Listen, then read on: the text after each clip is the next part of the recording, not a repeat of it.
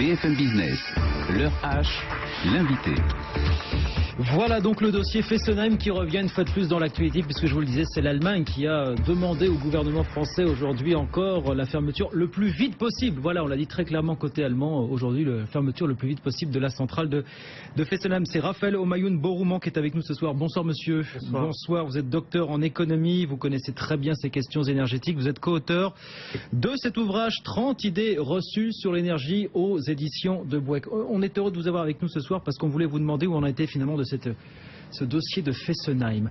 La fermeture, elle n'est pas encore actée officiellement à ce jour, la fermeture de Fessenheim. Grande promesse de campagne de François Hollande, on le rappelle, hein, monsieur. Bon. Voilà, tout le problème est là. C'est-à-dire que Fessenheim, c'est la doyenne des centrales françaises. Elle a un peu plus de 35 ans. Et il avait été annoncé qu'elle serait fermée, mais ça n'a pas encore été acté.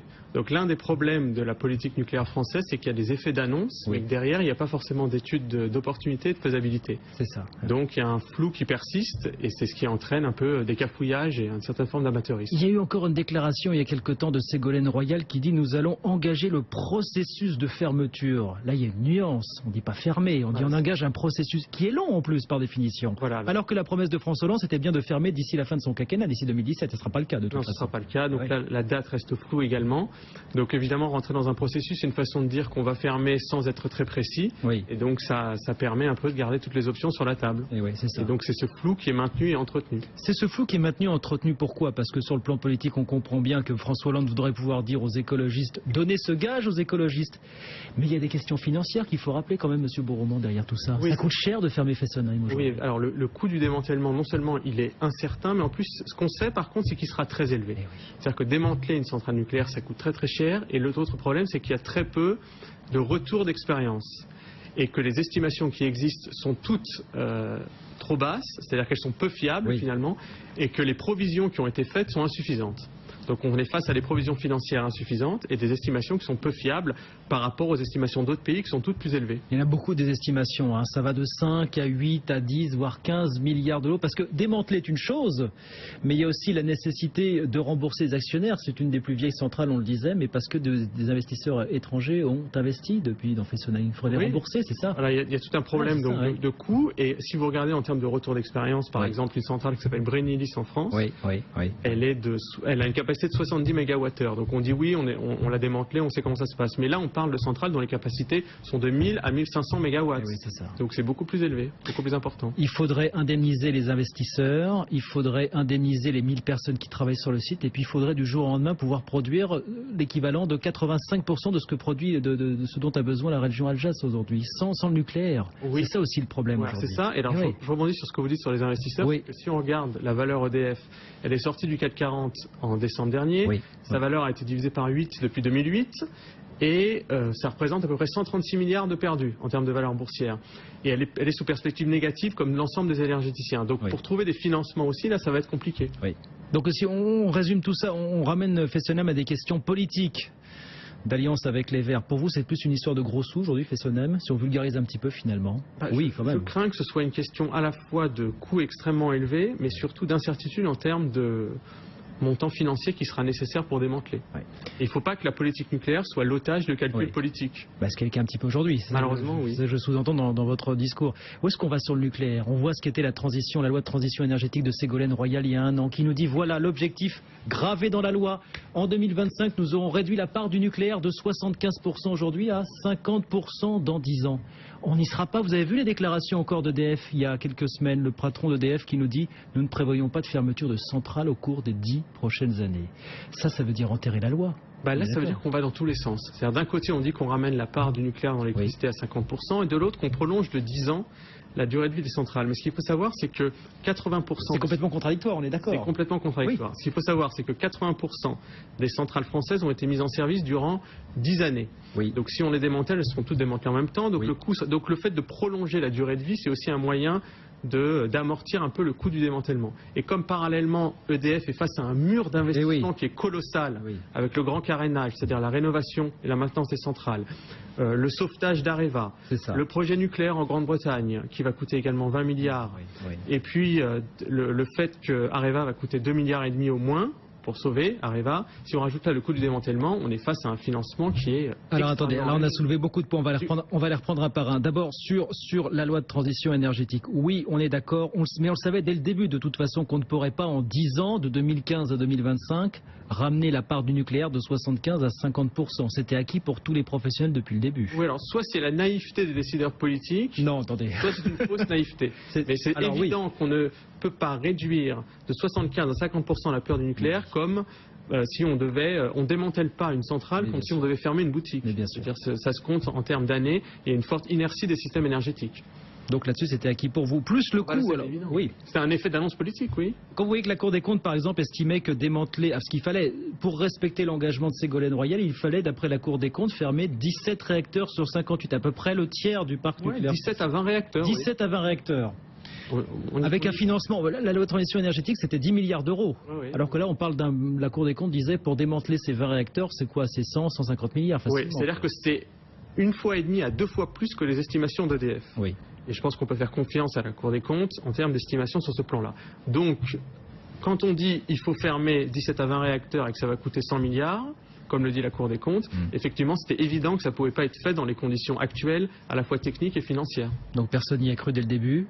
EDF pas plus finalement, parce qu'EDF avait des intérêts un petit peu divergents finalement. EDF n'avait pas forcément de désavantage à ce que ce soit annoncé, puisque EDF savait très bien que ce ne serait pas appliqué, enfin, que ce ne serait pas applicable en tout cas. Mais c'est-à-dire déjà l'année dernière ou il y a 2 ans, on se souvient Henri Porglio qui expliquait à l'Assemblée nationale devant les parlementaires que lui avait déjà entrepris le début de ce travail de remise à niveau du parc nucléaire finalement, il le disait. Ils s'en cachaient à peine finalement. Oui, vous voulez dire la rénovation. La rénovation des centrales. L'idée c'était peut-être déjà de prolonger la durée. Il y avait un rapport qui était sorti de plusieurs experts qui avaient dit qu'il fallait effectivement allonger la durée, que économiquement ça avait du sens. Oui. Et je pense que c'est le souhait et la stratégie de l'EDF. Il y a des centrales françaises qui vont arriver bientôt à 40 ans. On parlait de Fessenheim qui est opérationnel depuis 1977 ou 1978, mais il y a d'autres centrales qui vont passer les 40 ans d'existence bientôt. La plupart d'entre elles, d'ici 2025, vont arriver à 40 ans. On est à un âge moyen de 28 ou 29 ans là. Donc on va y être. C'est pour ça qu'il faut un véritable projet industriel à la fois pour la France et pour EDF, qui soit un projet industriel post-PPE, programmation pluriannuelle de l'énergie. Or, on n'y est pas. Là, c'est une forme d'amateurisme et de déclarations qui vont dans tous les sens chaque semaine. Parce que fermer des centrales est une chose, mais on le disait, notamment c'est le cas de Fessenheim, derrière produire de l'énergie sous une autre forme, ça c'est un autre sujet. Et on voit bien qu'avec les énergies alternatives aujourd'hui, c'est pas le cas. On n'est pas prêt, ce ne sont pas des industries matures aujourd'hui, très clairement. Non, mais par contre, si vous regardez en termes de compétitivité, le nucléaire, c'est vrai que quand on regarde l'EPR, les économies d'échelle qu'on attendait ne sont pas là et le coût est tellement prohibitif qu'en fait le nucléaire est caractérisé par ce qu'on appelle des coûts croissants. Alors que de l'autre côté, les ENR sont caractérisés par des coûts décroissants. Donc à un moment, quand les deux courbes vont se croiser, on pourra se dire que l'éolien, au mégawattheure, n'est pas plus cher que le PR. À quelle échéance aussi certains experts disent d'ici 5 à 10 ans. Donc c'est vrai qu'il faut anticiper et il faut en appeler à un retour de l'État stratège finalement, qui en France a su montrer ses compétences pour anticiper, avoir une vision de long terme en matière énergétique. Bon, on va dire que la France, le nucléaire a encore de beaux jours en France devant lui. Disons que le nucléaire a une place tellement forte au sein des instances décisionnaires de l'État que ça va rester en place. Il va rester en place, même si le sens de l'histoire et la compétitivité économique et des parts de marché mondiales vont plutôt dans le sens des ENR, énergies renouvelables.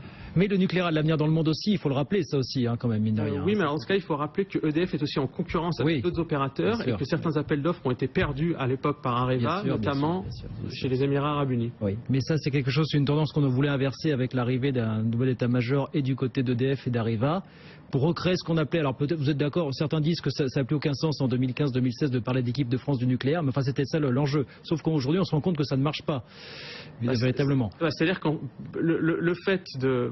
disons que le rachat d'une partie d'Areva par EDF se fait à un moment où EDF a d'autres priorités. Et puis Areva était dans une situation tellement difficile que c'est un sauvetage d'urgence.